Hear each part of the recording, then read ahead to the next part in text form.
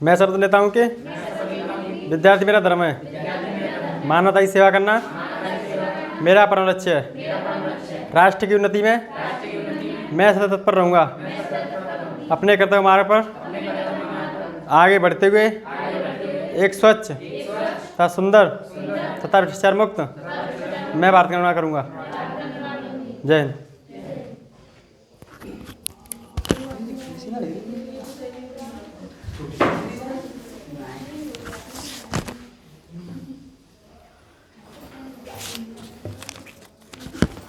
तो अब तक हम लोगों ने मध्यकालीन भारतीय इतिहास में क्या क्या अध्ययन कर लिया? सल्तनत काल अध्ययन कर लिया। इतिहास में हम लोग मध्यकालीन भारतीय इतिहास पढ़ रहे थे, मध्यकालीन भारतीय इतिहास।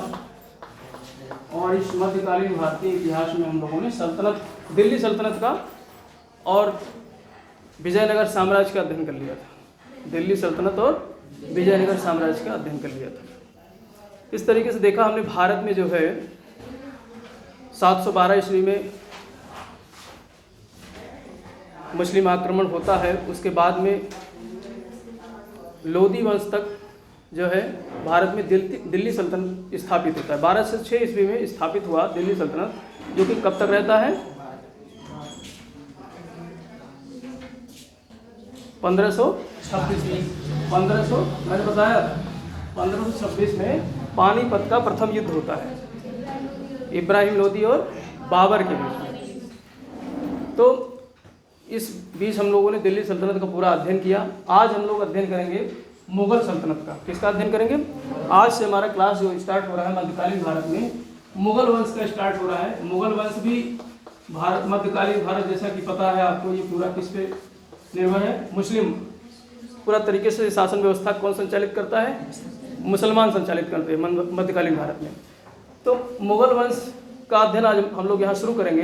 हमने बताया था कि सल्तनत काल का सबसे आखिरी जो वंश था वो था लोधी वंश। कौन सा वंश था? लोधी वंश। हमने वहाँ देखा था सबसे पहला वंश था सल्तनत काल का कौन? गुलाम वंश। मैंने फार्मूला बताया था, गुल खिला तो सैयदा लौकी। गुलाम वंश। इसके बाद में कौन? खिलजी वंश आया। खिलजी वंश के बाद में फिर गुलाम, खिलजी, फिर तुगलक वंश, तुगलक वंश, फिर उसके बाद में सैयद वंश आया। सैयद वंश के बाद में लोधी वंश आया। तो ये आखिरी वंश था लोधी वंश। लोधी वंश का ही आखिरी शासक था कौन? इब्राहिम लोधी। इब्राहिम लोधी जो कि आखिरी शासक था, और इसी आखिरी शासक को युद्ध में परास्त करता है कौन? बाबर। जहीरुद्दीन मोहम्मद बाबर। इसका पूरा नाम था जहीरुद्दीन मोहम्मद बाबर। अभी बाबर के बारे में बड़ी रोचक कहानी है। इससे हमको बहुत कुछ शिक्षा मिलती है इतिहास में। देखो, इतिहास हम पढ़ते हैं तो इतिहास से बहुत कुछ सीखने को मिलता है, इसलिए इतिहास बहुत ही इंटरेस्टिंग विषय है। इससे हमको बहुत कुछ शिक्षा मिलती है। अभी बाबर, देखो उस समय जो भौगोलिक दशाएं थी, हम देखते हैं, नज़र डालें, क्योंकि हमने देखा था कि एक चंगेज खां था। चंगेज खां जो कि मंगोल आक्रमणकारी था ना, सबसे पहले मंगोलों का आक्रमण चंगेज खां के नेतृत्व में भारतीय सीमा में हुआ था। मंगबर्री का पीछा करते हुए चंगेज खां आया था भारत, जब उस समय इल्तुतमिश का शासन यहाँ पर संचालित हो रहा था भारत में। तो वो पश्चिमोत्तर सीमा प्रांत पे भारत में आता है कौन? चंगेज खां। तो चंगेज खां एक बहुत बड़ा जो है एक तरीके से वो क्या कहते, क्रूर शासक था। कहाँ से? मंगोलिया से आया था, और इसलिए वो मंगोल आक्रांता था। तो जो बाबर था, बाबर का वहाँ से कहीं ना कहीं रिश्ता था। जैसे हम भारत के मानचित्र पे समझें, भारत, ये हमारा भारत है, ठीक है, ये भारत है, और इधर कहीं पर मंगोलिया है, चीन है, ये चीन वाला क्षेत्र हो गया, ठीक है, ये मंगोलिया वाला क्षेत्र हो गया, और ये वाला पूरा क्षेत्र जो है आपका ये मध्य एशिया वाला क्षेत्र हो गया। ये कौन सा हो गया? मध्य एशिया वाला, ठीक। और इधर था तैमूर, यहीं से था, समरकंद से। तैमूर लंग का आपने नाम सुना हो। 1398 ईस्वी में कौन आता है भारत में, आक्रमण करता है? तैमूर लंग। मैंने बताया था ना, तैमूर लंग जो लंगड़ा कर चलता था। तो तैमूर लंग आया था भारत में, जो है उस समय जब दिल्ली सल्तनत की व्यवस्था थी भारत में। तो तैमूर लंग जो था ये तुर्क था। ये कौन था? तुर्क था, ठीक। तो जो बाबर था, बाबर का पिता तुर्क था, तैमूर लंग के जो है खानदान से था। कौन? बाबर का पिता। और तैमूर लंग भी बहुत जो है एक तरीके से क्रूर व्यक्ति था, क्रूर शासक हुआ करता था, क्योंकि ये भी आक्रमण करता रहता था भारत में। और दूसरा जो मंगोलिया से आया था, मंगोल चंगेज खां, उसकी पीढ़ी से, उसी के परिवार से इसकी माँ थी। कौन? बाबर की माँ। तो बाबर के नसों में जो खून था वो वीर व्यक्तियों का दौड़ रहा था, वीर खानदानों का था और आक्रांताओं का था, आक्रमणकारियों का था। तो अब दो जो है क्रूर जो वंश हैं, एक तो तुर्क वंश जिसमें तैमूर खानदान का खून था उसके पिता के अंदर, और दूसरा जो है मंगोल चंगेज खां के खानदान से उसकी माँ थी कुतुलुब निगार खानम। इसकी माँ का नाम था, बाबर की माँ का नाम था कुतुलुब निगार खानम, कुतुलुब निगार खान या खानम, ये इसके माँ का नाम था। किसका? बाबर के। और ये माँ किससे संबंधित थी? मंगोल जाति से। इसकी माँ किस, प्रश्न आता है कभी कभी, जो इसकी माँ थी, देखो माइक लगाया नहीं मैंने, जो इसकी माँ थी, माँ जो है किस खानदान से संबंधित थी? मंगोल जात से।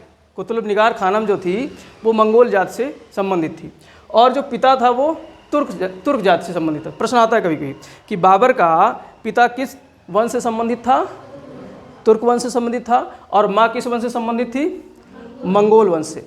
दोनों के सानिध्य से एक पुत्र का जन्म होता है मिर्ज़ा शेख के, जो है मिर्ज़ा शेख इसके पिता थे। इसके पिता का जो पुत्र होता है मिर्ज़ा शेख का, उसका नाम रखा था बाबर, ज़हीरुद्दीन मोहम्मद बाबर।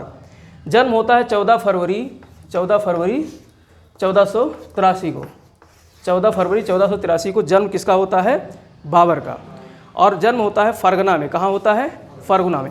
जो तुर्कमेनिस्तान वाला हिस्सा है, यहाँ पर है कहीं उज़्बेकिस्तान, तुर्कमेनिस्तान वाला उज़्बेकिस्तान वाला हिस्सा, यहाँ पर इसका जन्म होता है फरगना। फरगना एक छोटी सी रियासत थी, तो उस रियासत का शासक था शेख मिर्ज़ा। कौन था?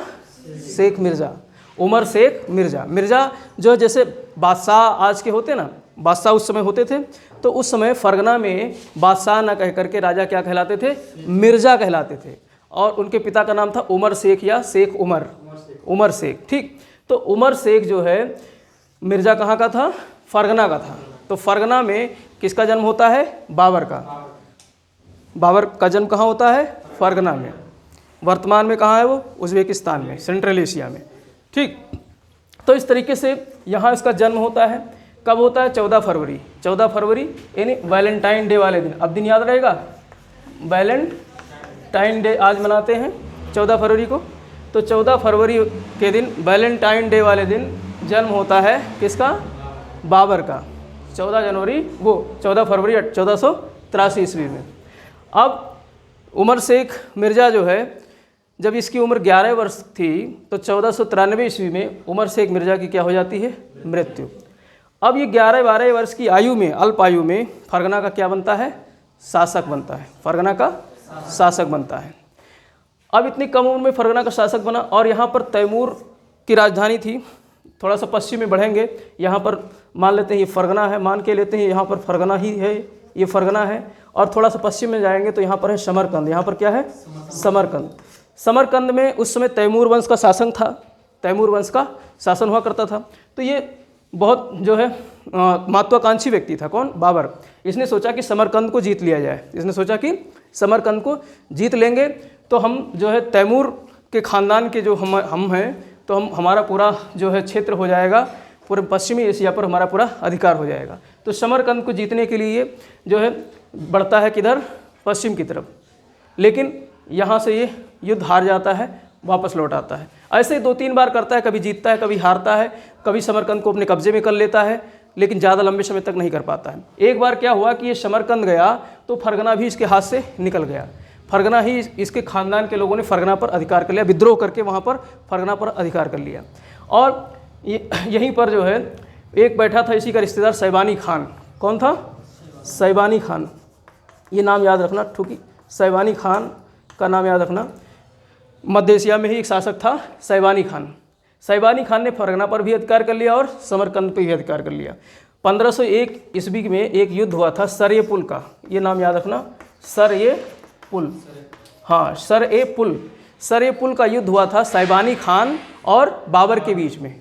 प्रश्न ये आया हुआ है किसी परीक्षा में कि सर-ए-पुल का युद्ध किसके बीच में हुआ था? साइबानी खान और बाबर के बीच में। और इसमें बाबर जो है हार जाता है, किससे? साइबानी खान से। कौन से युद्ध में? सर-ए-पुल के युद्ध में। सर-ए-पुल के युद्ध में साइबानी खान से बाबर क्या हो जाता है? परास्त हो जाता है। और परास्त हो जाता है और इधर जो समरकंद था और फरगना, ये दोनों इसके हाथ से क्या हो जाते हैं? निकल जाते हैं। अब इसको जो है जब ये दोनों हाथ से चला गया तो ये काबुल की तरफ आता है। बड़ा शोर शराबा है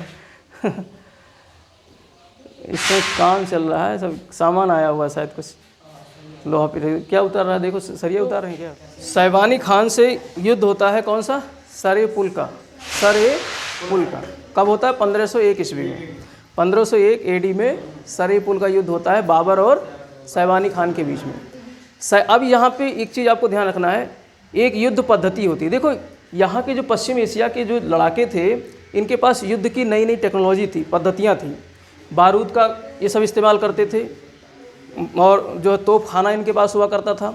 तो साइबानी खान ने अपने इस सर-ए-पुल के युद्ध में बाबर को इसलिए हरा दिया था क्योंकि इसके पास तुगलुमा नामक एक युद्ध पद्धति थी। कौन सी युद्ध पद्धति थी? तुलगुमा नामक युद्ध पद्धति थी इसके पास। किसके पास में? साइबानी खान के पास। अब इस युद्ध पद्धति में क्या होता है कि सेना की जो व्यवस्था होती है वो ऐसी व्यवस्थित की जाती है कि उसमें जो है जो विरोधी सेना के लोग हैं, जो शत्रु सेना के लोग हैं, वो उस चक्रव्यूह में फंस जाते हैं। ठीक, तो ये ऐसी पद्धति है। और इस पद्धति को ईजाद किया था उज़्बेकों ने। किसने ईजाद किया था? उज़्बेक थे। जो मध्य एशिया के जो उज़्बेक शासक थे, उज़्बेक शासकों से कौन सी युद्ध की पद्धति आई? तुलगुमा नामक। कौन सी युद्ध पद्धति आई? तुलगुमा नामक युद्ध पद्धति कहाँ से आई? उज़्बेक शासकों से। और जो बाबर के खिलाफ सबसे पहले किसने इस्तेमाल किया था? साइबानी खान ने। किसने इस्तेमाल किया था? साइबानी खान ने। और जब बाबर के खिलाफ इस्तेमाल किया तो बाबर भी उस पद्धति को क्या कर लिया? सीख लिया। उस युद्ध पद्धति को बाबर ने सीख लिया, बाद में इसको काम आएगा। क्यों? अब ये कई बार इस क्षेत्र में हारा था, कई बार ये हारा था, हार करके, और 11 साल की 12 साल की उम्र से ही लड़ाई शुरू कर दिया था। तलवार, जितना ये तलवार का पारखी था, उतना ही ज़्यादा, मतलब उससे कहीं ज़्यादा ये कलम का भी पारखी था। यानी ये लिखता भी बहुत अच्छा था। तुर्की भाषा पर इसकी बहुत अच्छी पकड़ थी। तुर्की भाषा में इसने एक अपनी आत्मकथा लिखी है, तुझके बाबरी नामक। कौन सी आत्मकथा लिखी है? तुझके बाबरी। तो प्रश्न आता है कभी कभी, तुझके बाबरी जो है ये आत्मकथा, अब ये बाबरी शब्द है तो आप जान जाओ कि बाबर की है, लेकिन प्रश्न पूछता है किस भाषा में लिखी है? किस भाषा में लिखी है बाबर ने? तो ये लिखी है तुर्की भाषा में। ऑप्शन में देगा फारसी, अफगानी, उर्दू, तुर्की। तो किस भाषा में है? तुर्की भाषा में। बाद में फारसी भाषा में इसका अनुवाद हुआ, अंग्रेजी भाषा में अनुवाद हुआ। फारसी भाषा में अकबर बहुत अनपढ़ अंगूठा टेक था, अकबर बहुत कम पढ़ा लिखा था और लेकिन इतिहास में बहुत सफल शासक सिद्ध हुआ। तो वो उसने सुन रखा था, अकबर का बाबा कौन था? दादा बाबर। भाई बाबर का बेटा हुमायूं था और हुमायूं का बेटा अकबर था, तो अकबर का दादा कौन हुआ? बाबर। तो इसने सुन रखा था कि हमारे दादा ने एक आत्मकथा लिखी है तुझके बाबरी, और उसमें बहुत अच्छी अच्छी बातें लिखी हैं, युद्ध की बहुत पद्धतियाँ लिखी हैं, बहुत सारी चीज़ें लिखी, कैसे शासन सत्ता कैसे संचालित किया जाना चाहिए। तो उस चीज़ को तुर्की भाषा वो जानता नहीं था, तो उसने कहा मतलब अपने विद्वानों से कि तुम इस किताब को जो है फारसी में अनुवाद कर दो, फारसी भाषा में हमको पढ़ करके सुनाओ, समझाओ क्या है इसमें। तो जो अब्दुल रहीम खान खाना नामक एक उसका दरबारी विद्वान था अकबर का, तो उसने जो है तुझके बाबरी को किस भाषा में अनुवादित किया? फारसी भाषा में। किसके समय में? अकबर के समय में, जिसका नाम रखा बाबरनामा। क्या नाम रखा? बाबरनामा। तो तुझके बाबरी मूल किताब है बाबर की, जो स्वयं लिखा है। स्वयं जब अपने बारे में कोई व्यक्ति किसी किताब में लिखता है तो उसको क्या कहते हैं? आत्मकथा, ऑटोबायोग्राफी। ठीक।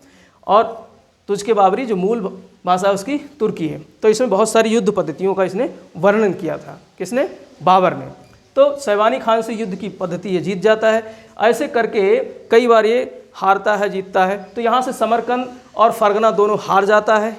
अब इसके पास किसी एक बुढ़िया से सूचना मिलती है कि पश्चिम में न जा करके पूरा भारत की तरफ जो है हम रुख करें तो भारत में हमको विजय मिलेगी। तो भारत की तरफ रुख करता है तो सबसे पहले काबुल को अपने कब्जे में करता है। सबसे पहले काबुल को अपने कब्जे करता है। भाई काबुल वाला क्षेत्र ये सब किस में था? पहले भारत में ही हुआ करता था। ठीक, अफगानिस्तान का कुछ हिस्सा, पाकिस्तान का पूरा हिस्सा, ये सब कहाँ था? भारत में था। और हमारे पूर्वज जो थे, क्या नाम है, चंद्रगुप्त मौर्य, इन सब ने तो पूरा अफगानिस्तान ही जीत लिया था, बल्कि दहेज में प्राप्त कर लिया था। हमने बताया नहीं था? दहेज में जो है प्राप्त कर लिया था। किससे प्राप्त किया था? सेल्यूकस निकेटर से ना, बताया था। तो इस तरीके से ये पूरा क्षेत्र यहाँ काबुल पे जब कब्जा कर लेता है तो काबुल से इसको आसान हो जाता है भारत के अंदर प्रवेश करने के लिए। समरकंद और जो फरगना है ये तो निकल गया इसके हाथ से, तो ये काबुल आकर के बैठ जाता है। अब काबुल भी जो है इसके लिए सही नहीं है। इसको कहाँ आना है? दिल्ली में आना है। कहाँ आना है? दिल्ली में। सुन रखा है कि इस समय दिल्ली सल्तनत की व्यवस्था बहुत डामाडोल हो रखी है।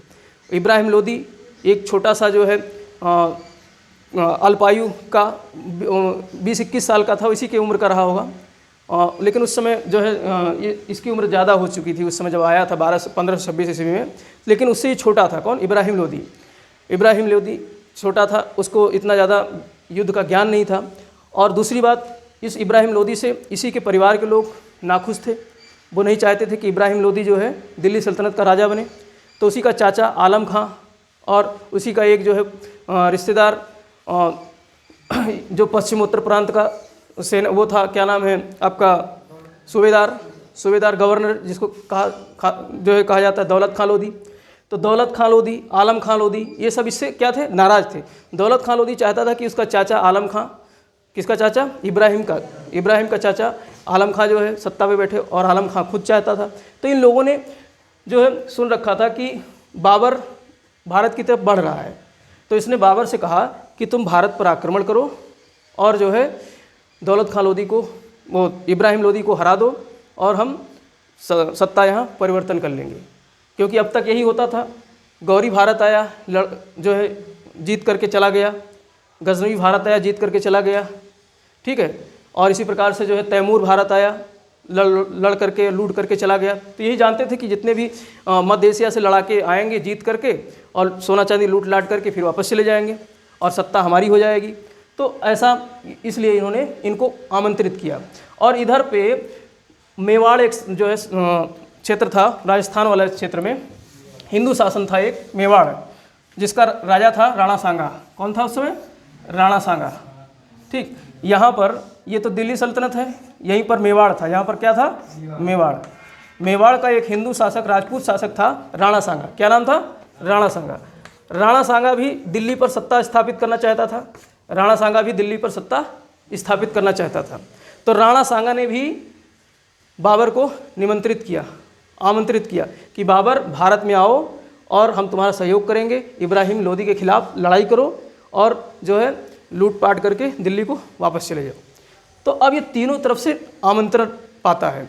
दौलत खां लोदी इसको आमंत्रित करता है, राणा सांगा आमंत्रित करता है और आलम खां लोदी।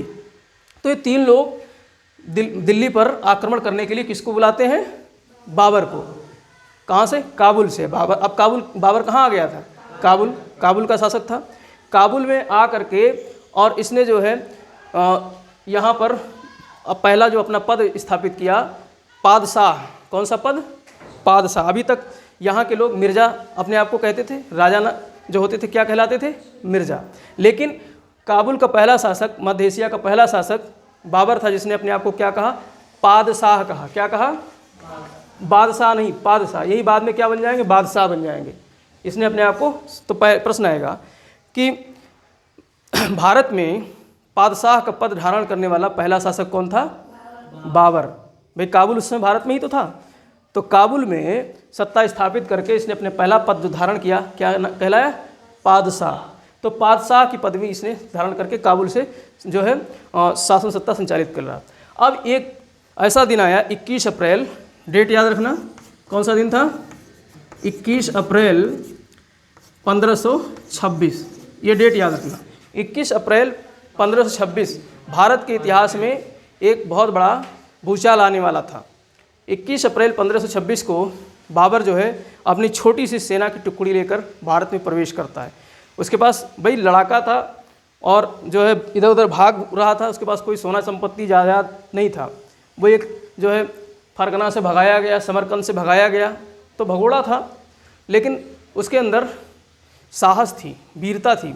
उसने जो है अपनी किताब आत्मकथा तुझके बाबरी में भी ये बात लिखी है कि युद्ध जो है धन संपत्ति पैसे से नहीं लड़ी जाती है, कि जो है बहुत ज़्यादा जिसके पास संपत्ति हो, हथियार हो, तलवार हो, वही युद्ध जीत सकता है। युद्ध जो है दिमाग से, कूटनीति से जीती जाती है। ये इस चीज़ को ही जानता था बचपन से ही, क्योंकि कूटनीति के बीच में ही रहा है, पला बढ़ा है, तो ऐसी चीज़ को ही जानता था। और इसने सीख रखी थी तुलगमा नामक युद्ध पद्धति, तुलगमा युद्ध पद्धति, और तोप खाने को, बारूद खाने को बिछाने की युद्ध पद्धति जो है उस्मानिया युद्ध पद्धति या रूमी युद्ध पद्धति, ये जानता था। क्योंकि इसके सैनिक टुकड़ी में अली कुली खां और मुस्तफ़ा, नाम याद रखना, अली कुली खां और मुस्तफ़ा, दो तोपची थे। क्या नाम था? अली कुली खां और मुस्तफ़ा। क्या नाम था? मुस्तफ़ा। ये दो कौन थे? तोपची थे, जो बारूद के बारे में अच्छा इनको नॉलेज था। तो ये इन्होंने जो है तोप को संचालित करने की, नेतृत्व करने की व्यवस्था स्थापित कर रखी थी। और इनके पास बंदूकची थे। इनके पास कौन थे? बंदूकची, बंदूक से निशाना लगा। और भारत में इब्राहिम लोदी खां के पास कौन से? तलवार वाले थे, जो है भाला वाले थे, तीर कमान वाले थे। अब तोप के सामने तलवार भाले काम करेंगे क्या? नहीं, दूर से तोप और बंदूक से गोलियां निकल रही थी। तो ऐसे स्थिति में 21 अप्रैल 1526 ईस्वी को इब्राहिम लोदी और बाबर की सेना कहाँ पर डटती हैं? पानीपत के मैदान में। पानीपत कहाँ पर है? हरियाणा में है। यहीं पर ये वाला क्षेत्र जो है हरियाणा में पानीपत का मैदान है। ये दिल्ली है, दिल्ली से पश्चिम क्षेत्र में क्या है? पानीपत, हरियाणा में। ठीक, तो पानीपत के मैदान में 21 अप्रैल 1526 ईस्वी को इब्राहिम लोदी की सेना और बाबर की सेना, और बाबर को सहायता कौन कर रहा था? राणा सांगा कर रहा था। और जो है पंजाब का सूबेदार दौलत खां कर रहा था, आलम खां कर रहा था। ये सब किसके सहयोग कर रहे थे? बाबर के। तो इसलिए कुछ ही समय के युद्ध में पूरा युद्ध जो है इब्राहिम लोदी हार गया, और युद्ध भूमि में ही लड़ते लड़ते इब्राहिम लोदी मारा गया। मध्यकालीन इतिहास में पहला शासक जो युद्ध भूमि में मारा गया। प्रश्न आएगा कि मध्यकालीन भारत में या मुस्लिम शासन सत्ता में युद्ध भूमि में मारा जाने वाला पहला शासक कौन था? इब्राहिम खां लोदी, जो लोदी वंश का था। तो इस तरीके से भारत से दिल्ली सल्तनत 1526 को क्या हो जाती है? खत्म हो जाती है। अब दिल्ली पर कौन कब्जा कर लेता है? बाबर। दिल्ली पर कब्जा कर लेता है बाबर। काबुल तो इसके हिस्से में था ही, तो काबुल और दिल्ली पूरा इसके हिस्से में आ जाता है।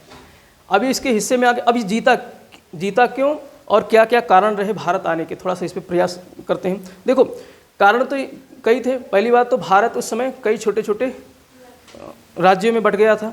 जैसे कि दक्षिण भारत में इधर विजयनगर साम्राज्य था, इधर बहमनी साम्राज्य था, ठीक, और ये मेवाड़ था, और इधर जो है बंगाल बिहार वाला साम्राज्य अलग हो गया था, गुजरात वाला ये गुजरात राज्य अलग हो गया था। तो ये भारत उस समय तुझके बाबरी में बाबर लिखता है कि 5 राज्यों में भारत बटा हुआ था। और भारत जब भी छोटे छोटे राज्यों में बढ़ता है तो विदेशी आक्रमणकारी क्या करते हैं? उसका फ़ायदा उठाते हैं, और यही फ़ायदा बाबर ने उठाया। बाबर ने ये फ़ायदा उठा करके भारत पर आक्रमण किया, और पानीपत का पहला युद्ध, कौन सा युद्ध था ये? पानीपत का। पानीपत के 3 युद्ध होते हैं। उस समय जब युद्ध हुआ था तो इतिहासकारों ने ये नहीं कहा था कि ये पानीपत का पहला युद्ध होगा।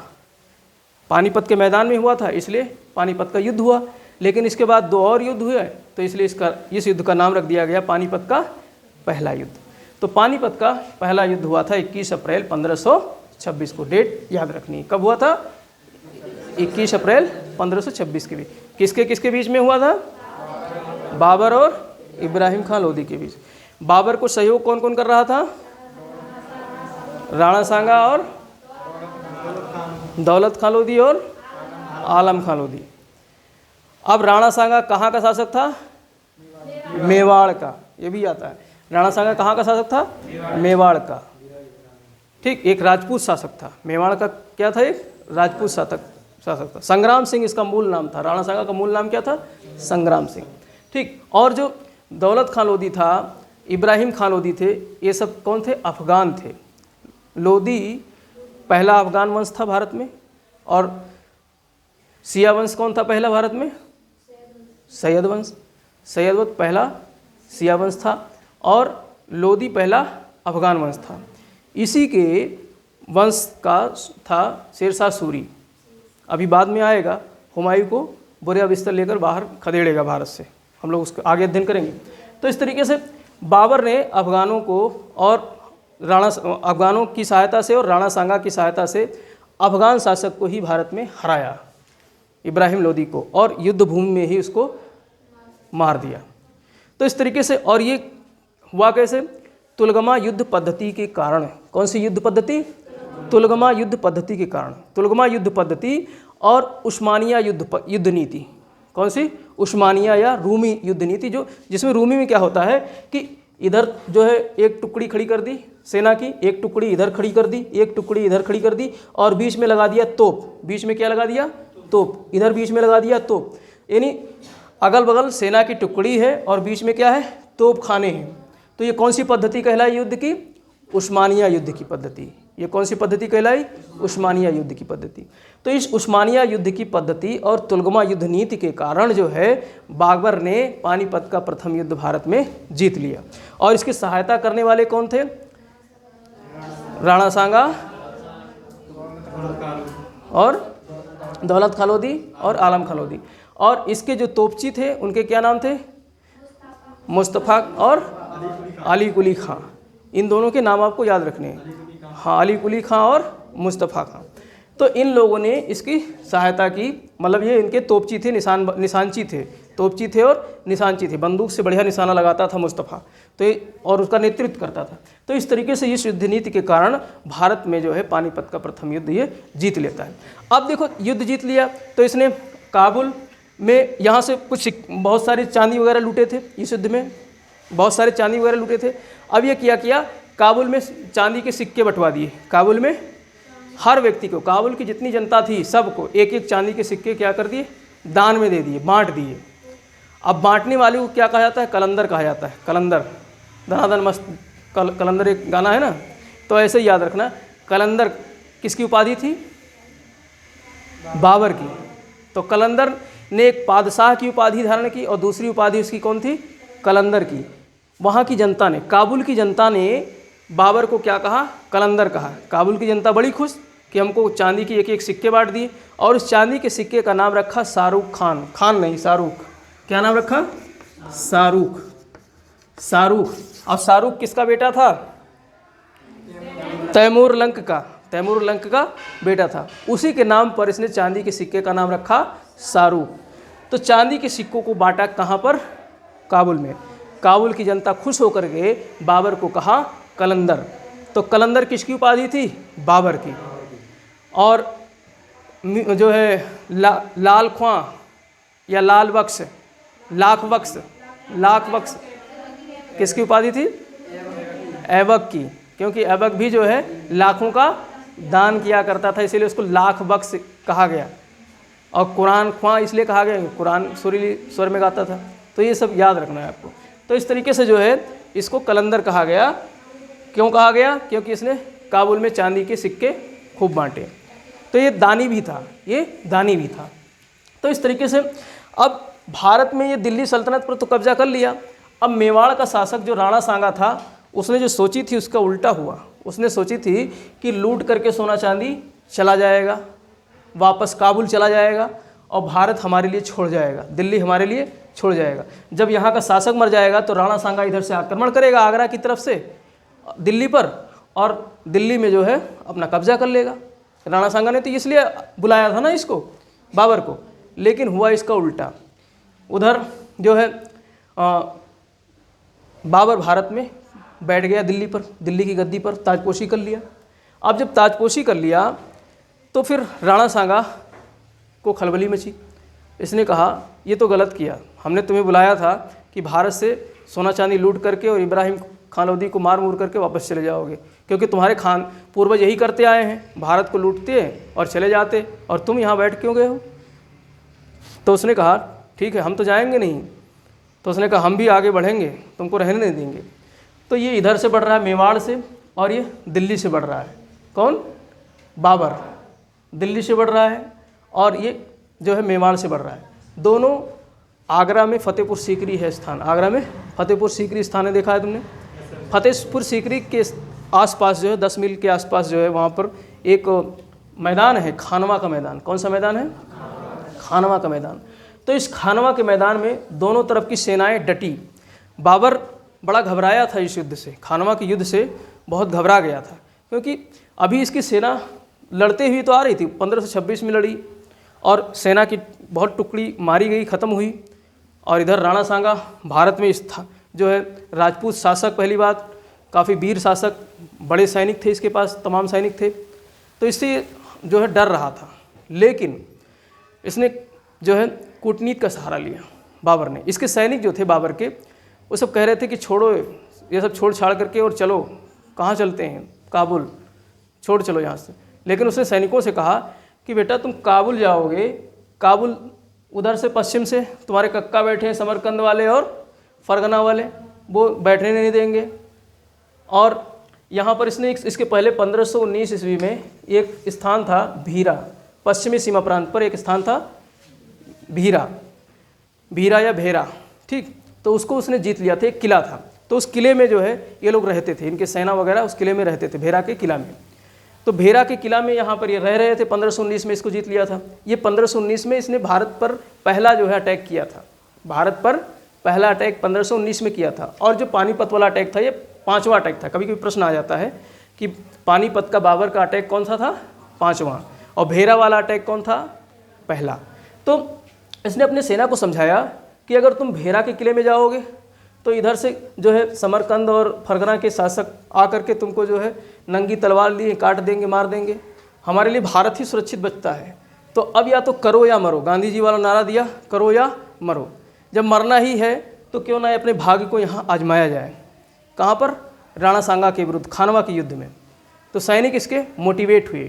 भाई जो सेनापति होता है, जो राजा होता है, युद्ध में स्वयं जाता है और जब नेतृत्व करता है और ओजस्वी भाषण देता है, तभी तो इसकी सेना में जो है एक तरीके से उबाल आता है, सैनिक जो है खड़े होते हैं लड़ने के लिए। तो इसने ओजस्वी भाषण दिया और इसके अलावा इसने जिहाद का नारा दिया। तो प्रश्न आएगा, जिहाद का नारा बाबर ने किस युद्ध में दिया था? खानवा के युद्ध में। कौन से युद्ध में? खानवा के युद्ध में। तो जिहाद का नारा, जिहाद का मतलब होता है कि जो है जो काफिर हैं उनको मारना, काफिरों को मार करके और मुस्लिम सत्ता स्थापित करना, ये क्या कहलाता है? जिहाद का नारा। हालांकि ये बाद में जो है गलत तरीके से इसको जो है प्रसारित किया गया। जिहाद का मतलब ये होता है कि जो बुराइयां हैं, बुराइयों के खिलाफ, जो हमारे शरीर के अंदर है, हमारे अंदर जो बुराई है, उस बुराई के ऊपर हम विजय प्राप्त करें, उसे ही क्या कहा जाता है? जिहाद कहा जाता है। वास्तव में जिहाद का मतलब ही यही होता है, जो हमारे अंदर बुराई छिपी है ना, उस बुराई को पहचान करके उस बुराई का हम अंत करें, वही क्या है? जिहाद है। लेकिन इसको बाद में अलग अलग तरीके से लोगों ने व्याख्यायित किया। तो वही चीज़ यहाँ पर इस चीज़ का फ़ायदा उठाया किसने? बाबर ने, और जिहाद का नारा दिया। बोला भारत में जो है हिंदू शासक बैठा हुआ है राणा सांगा, उसको युद्ध में परास्त करना है और मुस्लिम सत्ता की क्या करनी है? हमको स्थापना करनी है। और भारत शुरू से ही इस चीज़ में बहुत ज़्यादा जो है कमज़ोर रहा है। धर्म के मामले में किसी को भी उकसा दो, लड़ जाते हैं। आज भी यही लड़ाई हो जाती है, हिंदू मुस्लिम कर दो, दोनों लड़ जाते हैं, कहीं भी लड़ जाएंगे। तो ये पहले से ही था इस समय। तो इस चीज़ का फ़ायदा जिहाद के नाम से बाबर ने उठाया। और उसके सैनिक जो है अब जिसके पास कुछ ना हो खोने के लिए, बाबर के पास कुछ तो था नहीं खोने के लिए। भाई उधर समरकंद ये सब लूटपाट करके, काबुल भी इसके हाथ से निकल चुका था, अब तक जो है खाली भेरा में बैठा हुआ था, कुछ था नहीं। तो इसने कहा क्यों ना एक बार भाग्य आजमाया जाए। जब हमारे पास कुछ है ही नहीं खोने के लिए, हो सकता है युद्ध में जिंदा रहें तो हमको पूरा मिल जाएगा, मारे जाएंगे तो कोई बात ही नहीं। तो सैनिकों को भी इस तरीके से उकसाया। तो इसके सैनिक जिहाद के नाम पर जो है ये खानवा के युद्ध करने के लिए तैयार हो जाते हैं। अब जब जिसके पास कुछ खोने के लिए नहीं रहेगा, वो तो खूब तलवार भांजेगा कि मरो या मारो। और जो सैनिक अपने परिवार को छोड़कर लड़ने के लिए आए होंगे तो वो 10 बार सोचेंगे आगे बढ़ने से पहले कि हम यहाँ युद्ध में मारे गए तो हमारे परिवार का क्या होगा। तो वो उनके तलवार इतने फास्ट नहीं चलेंगे जितने फास्ट बिना किसी उसके चलेंगे जिसका कोई आगे ना जो है ना आगे नाथ ना पीछे पगहा हो, यानी जिसका आगे पीछे सोचने वाला कोई ना हो तो खूब मारकाट करेगा युद्ध में। तो ऐसे ही जिहाद के नारे से खानवा का युद्ध होता है 1527 में। कब होता है? 1527 में। अब खानवा के युद्ध में जो है कौन कौन थे? एक तो बाबर था, दूसरा राणा सांगा था। राणा सांगा को सहयोग करने के लिए 2-3 लोग और थे। एक तो जो अफगान थे लोदी, वो भी इसके साथ में थे, क्योंकि वो भी तो चाहते थे बाबर यहाँ से भाग जाए। तो इधर जो बिहार और बंगाल वाले क्षेत्र में यहाँ पर एक जो है मुबारक लोदी था, महमूद लोदी या मुबारक लोदी है कुछ है, क्या नाम था उसका, देखो ध्यान नहीं आ रहा है, महमूद लोदी जो कि इब्राहिम लोदी का भाई था। इब्राहिम लोदी का भाई था। अब इब्राहिम लोदी मारा गया था तो उसका भाई जो है पुनः चाहेगा कि दिल्ली को हम अपने कब्जे में कर लें, तो राणा सांगा का क्या कर रहा था? सहयोग कर रहा था। और दूसरा जो है दौलत खां लोदी भी था इसी के साथ में, और राणा सांगा था। तो इस तरीके से 3-4 लोग मिल करके सहयोग कर रहे थे किसका? राणा सांगा का। तो राणा सांगा का जो सैनिक संगठन था बहुत मजबूत था, सेना बहुत भारी थी, लेकिन बाबर ने जिहाद के नारे के माध्यम से इस युद्ध को क्या कर लिया? जीत लिया। तो ये दूसरा युद्ध जीत गया। पानीपत का युद्ध तो जीता ही, और इसके बाद में 1527 ईस्वी 1526 ईस्वी में जो है पानीपत, 1527 ईस्वी में कौन सा युद्ध जीता? खानवा का युद्ध। तो प्रश्न यहाँ पर आएगा, खानवा का युद्ध किस किस के बीच में हुआ? राणा सांगा के बीच में हुआ और बाबर के बीच में हुआ। कब हुआ? 1527 ईस्वी में। हाँ भाई, तिथि न याद रखो, तिथि खाली 21 अप्रैल याद रखो, वो जो है महत्वपूर्ण है। बाकी आप जो है वर्ष याद रखो 1527। तो 1527 में खानवा का युद्ध हुआ। अब खानवा का युद्ध हो गया तो इसके बाद में खानवा के एक सेनापति था, बल्कि एक जो है स्वतंत्र शासक था, खानवा कह रहा हूँ, मेवाड़ का शासक जो राणा सांगा था उसको सहयोग कर रहा था। मेदिनी राय जो है वो यहीं पर आपका ये जो मध्य प्रदेश वाला क्षेत्र है, चंदेरी का कौन था? मेदिनी राय। हाँ, चंदेरी। तो चंदेरी जो है मध्य प्रदेश में यहाँ पर है, चंदेरी का मेदिनी राय। तो मेदिनी राय को भी बाद में हराया। मेदिनी राय से कहा कि तुम जो है आत्मसमर्पण कर दो बाबर ने, और तुम जो है हमको यहाँ तक सत्ता को स्थापित करने दो। तो मेदिनी राय भी तैयार नहीं हुआ, क्योंकि वो भी राजपूत शासक था। उसने भी कहा कि हम लड़ाई करेंगे। तो मेदिनी राय से भी चंदेरी का युद्ध हुआ 1528 में। कब हुआ? 1528 में। तो चंदेरी का युद्ध हुआ कब हुआ? 1528 में।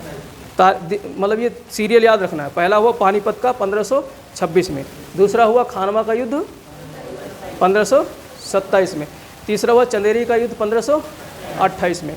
किस किस के बीच में हुआ? बाबर और मेदिनी राय के बीच। बाबर और मेदिनी राय। और इसके बाद में जब इसे हरा दिया तो फिर और पूरब की तरफ बढ़ा, घाघरा के पास में, जो आपका इस समय का वर्तमान का जो गोरखपुर वाला क्षेत्र है, यहाँ पर एक नदी का जो है तट है, घाघरा नदी के तट पर जो है अफगान शासक जो इब्राहिम लोदी का भाई था, तो इसके विरुद्ध घाघरा का युद्ध हुआ 1529 में। कब हुआ? 1529 में। 1529 में इब्राहिम लोदी का भाई घाघरा का युद्ध। कौन सा युद्ध हुआ? घाघरा का युद्ध। घाघरा नदी के तट पर हुआ, इसलिए इसको कहा गया घाघरा का युद्ध। तो ये चारों युद्ध आपको याद रखने हैं। बाबर के चारों युद्ध भारत में आए, इनको मिलान करने के लिए आता है। कौन कौन से? पानीपत का युद्ध 1526, खानवा का युद्ध 1527, और चंदेरी का युद्ध 1528, और घाघरा का युद्ध 1529। ये मिलान करने के लिए आता है, ठीक? तो याद रखना है। तो ये 4 युद्ध हुए, और 1530 ईस्वी में बाबर की मृत्यु हो जाती है। बाबर की क्या हो जाती है? मृत्यु। स्वाभाविक मृत्यु थी, किसी युद्ध में वो मारा नहीं गया था, बल्कि स्वाभाविक युद्ध थी। ऐसा कहा जाता है कि भारत की जलवायु उसको सूट नहीं कर रही थी, इसलिए वो जो है यहाँ पर जल्दी मर गया। तो जब वो मरा तो उसके शव को जो है आगरा के आराम बाग में दफनाया गया। आगरा के आराम बाग में, जो राम बाग है ना, राम बाग सुने हो नाम, उसको ही आराम बाग कहा जाता था। तो आगरा के राम बाग वाले क्षेत्र में, आराम बाग में इसको दफना दिया गया। 1530 में इसकी मृत्यु हो गई। लेकिन बाद में इसके तुझके बाबरी जो इसकी आत्मकथा थी, उसको जब इसकी विधवा पत्नी ने पढ़ा और उसमें लिखा था कि मुझे काबुल में दफनाना, मेरे मृत्यु के बाद काबुल में दफनाना। तो अब यहाँ पर हुमायूं तो खदेड़ दिया गया था शेरशाह सूरी से। तो शेरशाह सूरी के समय इसकी विधवा पत्नी ने इसके हड्डियों को, भाई पूरा तो बचा नहीं होगा, जो हड्डी पड्डी बची होगी उसको यहाँ से खुदवा करके आराम बाग से और कहाँ ले गया, काबुल ले गई। काबुल ले जा करके वहाँ पर उसे दफना दिया। तो प्रश्न आता है, ऐसे कौन से मुग़ल शासक था जिसका जो है मकबरा 2 जगह स्थित है बाबर का? कहाँ पर? आगरा में और काबुल में। आगरा में और काबुल में। आगरा मतलब आराम बाग, आराम बाग आगरा में ही है, तो आराम बाग में और काबुल में। अब देखो ये तो इसकी तो मौत हो गई, इसकी मौत हो गई, इसके पीछे कुछ तथ्य कहानियाँ हैं, कुछ याद रखना। जैसे इसने अपनी आत्मकथा लिखी तुझके बाबरी, तुर्की भाषा में लिखी। दूसरी बात, इसने जो है एक पद्य शैली का इजाद किया, मुबैयान पद्य शैली। ये मैंने बताया जितना ये तलवार का पारखी था उतना ही इसको जो है लिखने में भी बहुत मज़ा आता था। तो मुबैयान जो है एक पद्य शैली है, मुबैयान पद्य शैली में ये लिखा करता था। तो कौन सी पद्य शैली में लिखता था? मुबैयान पद्य शैली में। और इसको जो है शौक़ था बाग बगीचा लगवाने का, तो ये 4 बाग शैली में ये बाग लगवाता था। कौन सी शैली में? 4 बाग। इस तरीके से बाग लगवाता था कि इसमें जो नहर ऐसी व्यवस्थित करता था कि चारों तरफ बाग लगा देता था और बड़े नहरों के बीच पतली पतली नालियाँ निकाल देता था। तो वहाँ बिना किसी मतलब पावर के, बिना किसी शक्ति के उन नहरों में पानी इन बागों में सिंचाई होती रहती थी। तो ये 4 बाग शैली कहलाता है। तो 4 बाग शैली का भारत में जन्मदाता कौन था? बाबर था। 4 बाग शैली का, 4 बाग शैली जो है बाग बगीचे लगाने की एक क्या है? शैली है। तो ये 4 बाग शैली का इजाद करने किसने किया? बाबर ने किया। मुबैयान पद शैली का को इजाद किसने किया? बाबर ने किया। और ये पहला ऐसा शासक था जिसने अपनी आत्मकथा जो लिखी बहुत व्यवस्थित लिखी।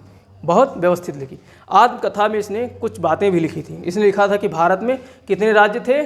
5 राज्य थे। 3 मुस्लिम राज्य थे और 2 हिंदू राज्य थे। ये भी प्रश्न आता है। 2 हिंदू राज्य कौन कौन से थे? विजयनगर साम्राज्य था और मेवाड़ था। राणा सांगा के बारे में इसने लिखा है अपने तुझके बाबरी में कि राणा सांगा बहुत ही बहादुर और वीर योद्धा था। और इसने जो विजयनगर साम्राज्य है वहाँ का एक शासक था कृष्णदेव राय। मैंने पढ़ाया है विजयनगर साम्राज्य,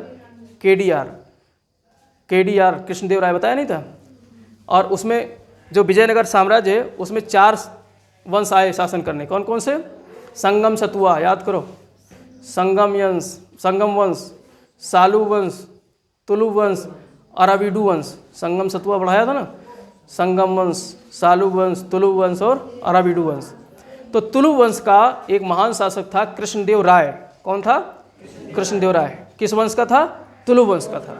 तो अपने प्रश्न आएगा कि बाबर अपनी आत्मकथा तुझके बाबरी में किस विजयनगर साम्राज्य के किस शासक का जिक्र करता है? तो किसका जिक्र करता है? कृष्णदेव राय। हालांकि कृष्णदेव राय से उसका कोई मुकाबला नहीं हुआ, क्योंकि विजयनगर साम्राज्य तो भारत में कहाँ था? दक्षिण में था, यहाँ पे था, और ये इधर था, बीच में नर्मदा और जो है विंध्याचल की पहाड़ियाँ थी, तो दक्षिण आ ही नहीं सकता था वो।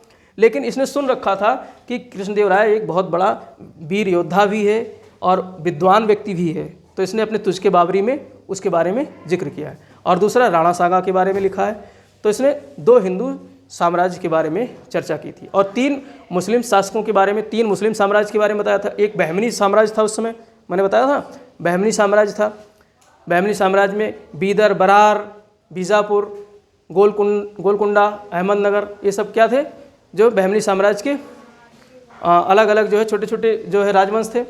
और इसके अलावा गुजरात में जो है मुस्लिम शासक थे और बिहार और जो है बंगाल वाले क्षेत्र में मुस्लिम शासक थे। तो इस तरीके से भारत जो है 5 राज्यों में बटा हुआ था। बाबर ने अपनी किताब में लिखा है, किसमें? तुझके बाबरी में। तो यहाँ से ये सब बाबर से संबंधित कुछ प्रश्न आते हैं। अब बाबर के मरने के बाद में उसके 4 पुत्र थे। आप छोटी किताबों में पढ़ते हो ना, बाबर के 4 पुत्र थे। कौन? हुमायूं, कामरान, हिंडाल और अस्करी। ठीक है, कामरान, हिंडाल अस्करी, हुमायूं। तो ये 4 पुत्र थे। चारों पुत्रों में साम्राज्य को बांट दिया जाता है। भारत वाला हिस्सा किसको मिलता है? हुमायूं को मिलता है। भारत वाला हिस्सा हुमायूं को मिलता है। हुमायूं एक पढ़ा लिखा व्यक्ति था और उसी समय भारत में जो बिहार और पश्चिम बंगाल वाला क्षेत्र है, यहाँ पर अफ़गान जो है बाबर के मरने के बाद फिर से जो है सर उठाने लगते हैं। उसी में अफ़गान सरदार एक था शेरशाह सूरी, और उसने डंडा लेकर के हुमायूं को खदेड़ दिया। हुमायूं को कुछ समय तक खदेड़ दिया। तो भारत में बाबर ने जो है स्थापित किया था मुग़ल वंश, लेकिन बीच में ब्रेक भी हुआ था। तो ये सब हम लोग कल अध्ययन करेंगे। अब यहाँ पर ये सारी चीज़ें हम लोगों ने देख ली। अब देखो एक बात आती है कि इसको मुग़ल वंश क्यों कहा गया? तो मुग़ल वंश इसीलिए कहा गया क्योंकि जो चंगेज़ खां था वो मंगोल था। चंगेज़ था मंगोल। मंगोल शब्द से मुग़ल शब्द आया। मुग़ल का मतलब होता है वीर। मुग़ल का मतलब होता है वीर। वीर तो थे ही ये, क्योंकि ये जो लड़ाके योद्धा थे कौन? चंगेज़ खां और तैमूर लंग, इनके ख़ानदान से था ये। तो इसलिए ये जो है अब इसने जो सत्ता स्थापित की भारत में वो कहलाया मुग़ल सल्तनत। कौन सा? मुग़ल वंश या जो है मुग़ल सत्ता। तो इस तरीके से मुग़ल सत्ता बाबर भारत में स्थापित कर देता है। और इसके बाद जो है बारी बारी से हम लोग अध्ययन करेंगे। हुमायूं पढ़ेंगे, ठीक है। हुमायूं के बाद बीच में फिर जो है अफ़गान शासक आता है। दूसरा अफ़गान, पहला अफ़गान शासक कौन था भारत में सल्तनत काल में? लोधी वंश। और दूसरा आता है शेरशाह सूरी का अफ़गान वंश, ठीक है। तो इस तरीके से बारी बारी से हम लोग अध्ययन करेंगे। और 1707 ईस्वी तक जो है मुग़ल वंश पूरी तरीके से स्थापित रहा औरंगजेब की मृत्यु के बाद। उसके बाद में भारत में जो है अंग्रेज़ आने लगते हैं, अंग्रेज़ हस्तक्षेप करने लगते हैं। अंग्रेज़ तो पहले ही आ जाते हैं, लेकिन अंग्रेज़ ज़्यादा हस्तक्षेप करने लगते हैं। तो बाद में मुग़ल सत्ता धीरे धीरे ख़त्म होती जाती है। और जो है ख़त्म होती है पूरी तरीके से कब? जब भारत जो है प्रथम स्वतंत्रता संग्राम होता है भारत में। कब होता है? 1857 में। तब मुग़ल सत्ता पूरी तरीके से भारत से ख़त्म होती है, ठीक। तो हम लोग कल जो है आगे हुमायूं और जो है शेरशाह